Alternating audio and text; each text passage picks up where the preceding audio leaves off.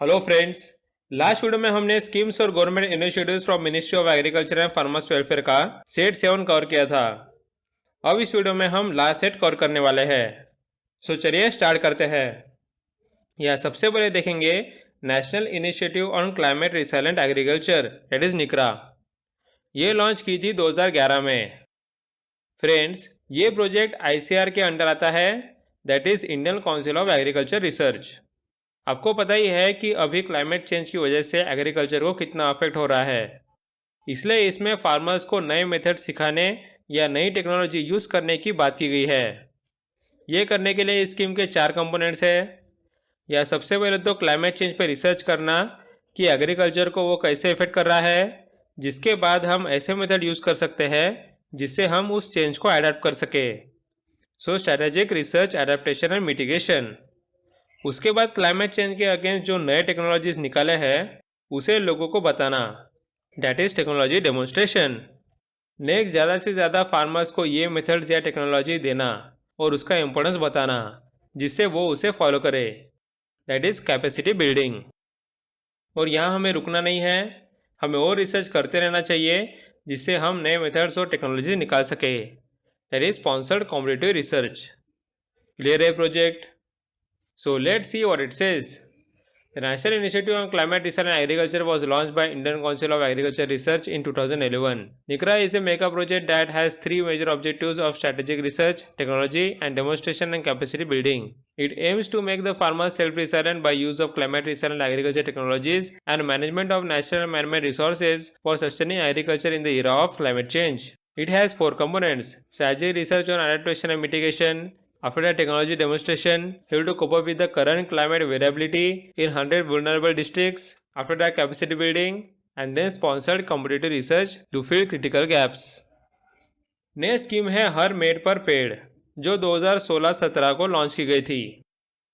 अब आप लोगों को पता होगा कि एग्रीकल्चर सेक्टर ग्रो करने के लिए लोगों ने बहुत सारे जंगल काटकर खेत बनाए।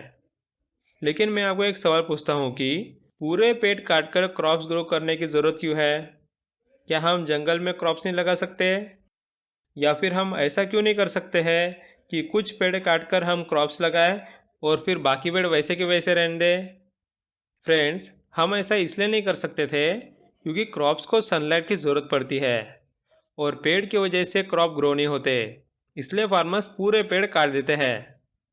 लेकिन इस स्कीम में बोला है कि आप ऐसे पेड़ लगाओ जो आपको फ़ायदे दे। फॉर एग्जांपल टिम्बर, इसका वुड आप बड़े होने के बाद बेच सकते हो जिससे आपको अच्छी इनकम होती है। या फिर फ्रूट्स, जिसको बाज़ार में आप बेच सकते हो। या फॉडर भी लगा सकते हो जिससे आपके यहाँ गाय भैंस बकरी को चारा मिलेगा। इससे आपको क्या मदद होगी? इससे आपके लाइफ स्टॉक की प्रोडक्टिविटी बढ़ेगी, फिर आपको आपके खेत से अच्छे प्राइस मिलेंगे। देन आपको फार्मिंग छोड़ के बाकी सोर्सेज से भी पैसा आना शुरू हो जाएंगे और लास्ट में आपको इन सब का प्रोडक्शन कॉस्ट भी कम लगता है, राइट? समझ रहे हो scheme? So let's see what it says. Her made पर पेड़ is launch in 2016-17. Her made पर पेड़ is a submission on agroforestry under the National Mission for Sustainable Agriculture. It is a tree planting program with agricultural crops. The government is promoting this tree-based farming scheme to maximize the farm returns to farmers and provide them with a sustainable livelihood.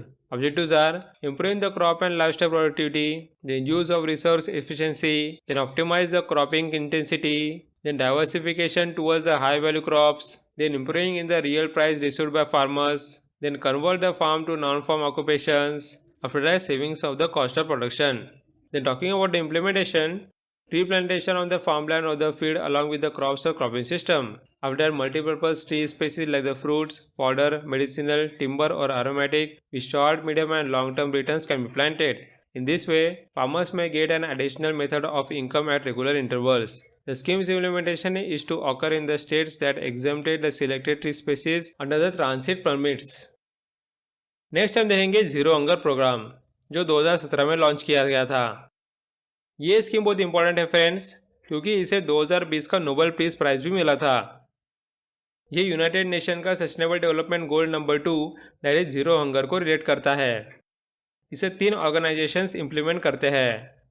एक है Indian council of agriculture research ICAR, then Indian council of medical research that is ICMR, और फिर biotechnology industry research assistance council that is BIRAC।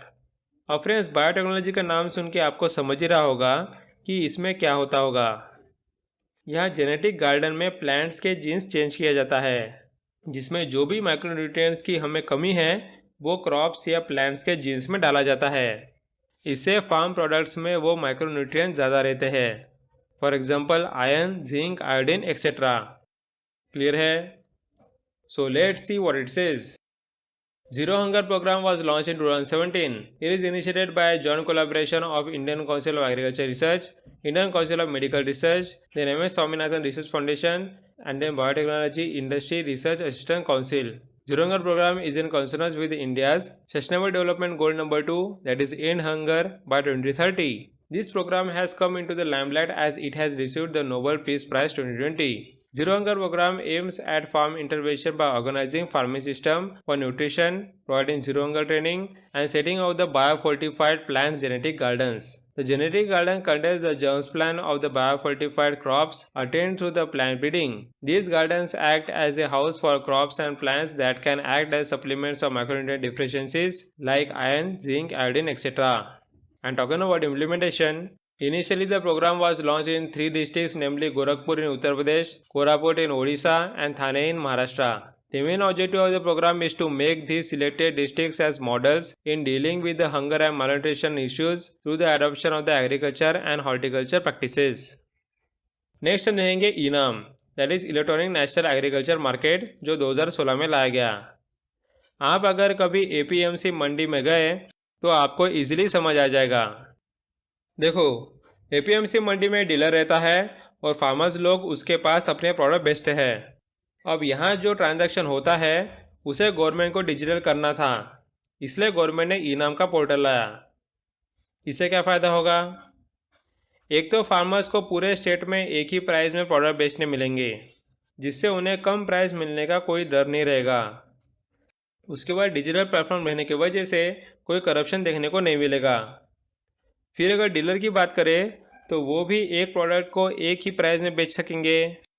उसके बाद वो अपना licence पूरे state में कहीं भी यूज़ कर पाएंगे, क्योंकि ये सिस्टम डिजिटल है। इस स्कीम को इम्प्लीमेंट करने के लिए गवर्नमेंट ने एक agritech infrastructure fund that is ATIF निकाला। ये फंड हैंडल करती है स्मॉल फार्मर्स एग्रीकल्चर कंसोर्टियम, जो इस स्कीम की लीड एजेंसी है, और इस स्कीम का पूरा खर्चा सेंटर करती है। क्लियर है? So let's see what it says. E-NAM or e-trading platform, that is online trading portal for the national agriculture market, was launched by the Prime Minister of India on April 2016. E-National Agriculture Market, that is ENAM, is a pan-India electronic trading portal that nets the prevailing agriculture produce market communities, mandis, for making a united national market for agriculture commodities. The ENAM project would operate via the online portal that is linked to the state's mandis. All the participant states will be providing the software, website and mobile application for ENAM at no cost. It is funded by the Agritech Infrastructure Fund, which is set up through the Small Farmers Agribusiness Consortium. Liberal licensing of traders and commission agents by the state authorities, and one license for the trader is valid across all markets in the state. It will enable the single point levy on the first wholesale purchase from the farmer.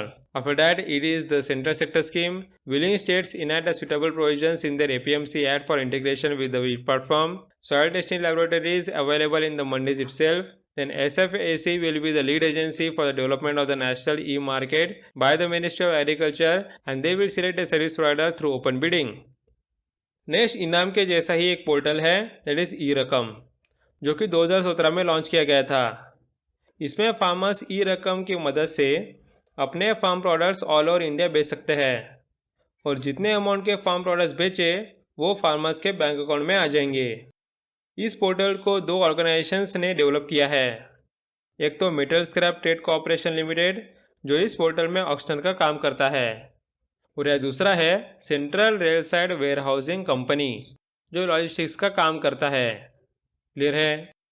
So let's see what it says. It was launched in 2017. ये राष्ट्रीय किसान agri मंडी That is e-Rakam is a digital platform portal enables the farmers to sell their agriculture products through an auction across the country. The farmers will get the payment for their products directly into their bank accounts without any intermediaries. It has been developed by the state-run auctioneer MSTC Limited and CRWC, that is Central Railside Warehouse Company Limited. CWRC is a subsidiary of the Central Warehousing the Corporation Limited, which will provide the logistics support for sellers and buyers in case they need it. अब last scheme है national programme on use of space technology for agriculture. यह नाम से आपको समझ रहा है कि स्पेस टेक्नोलॉजी का एग्रीकल्चर में यूज़ किया गया है। अब यहाँ एग्रीकल्चर में हम स्पेस टेक्नोलॉजी कैसे यूज़ कर सकते हैं? एक तो क्रॉप असेसमेंट, मतलब हम घर बैठे हमारे फार्म पर निगरानी रख सकते हैं, हमें बार बार खेत में जाना नहीं पड़ता।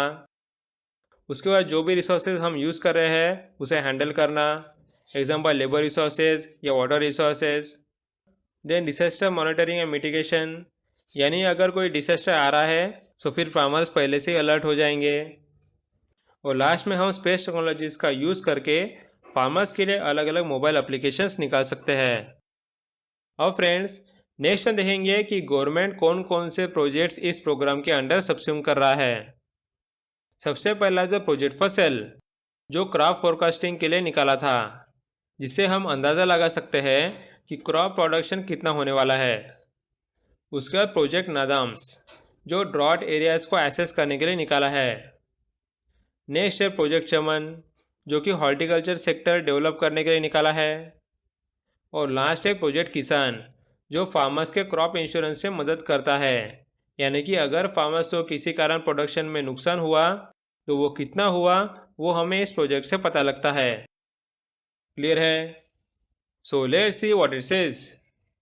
National Program on the Use of Space Technology for Agriculture is a proposed program which envisages integrated use of space and geospatial tools for mapping, monitoring, and management of agriculture. The program will have 4 sub-programs such as crop assessment and monitoring, agriculture resource management, disaster monitoring and mitigation, and satellite communication and navigation applications. The current running programs will be subsumed under this are Project Fasal, which is for crop forecasting, then Project Nadams, which is for drought assessment, then Project Shaman, which is for horticulture assessment and development, at last Project Kisan, which is for crop insurance and crop intensification planning. So friends, इस तरह हमारे schemes और government initiatives from ministry of agriculture and farmers welfare के सारे set cover हो गए। लेकिन friends, बस एग्रीकल्चर मिनिस्ट्री के स्कीम्स कंप्लीट करके हमारा काम नहीं होगा। कॉम्पिटिटिव एग्जाम्स में कौन से भी गवर्नमेंट स्कीम पूछ सकते हैं, इसलिए आपने सारे गवर्नमेंट स्कीम स्कोर करने चाहिए। हम एस्पिरेंट्स को detail government scheme PDF provide करते हैं। ये आपको अफेयर्समैन RBI के जॉइन बटन में मिल जाएगा। वहाँ आप RBI monthly and answer writing का ग्रुप ज्वाइन कर सकते हो, जिसमें आपको हर साल गवर्नमेंट स्कीम्स की अपडेटेड PDF मिल जाएंगी। So friends, thanks for watching and meet you in the next video.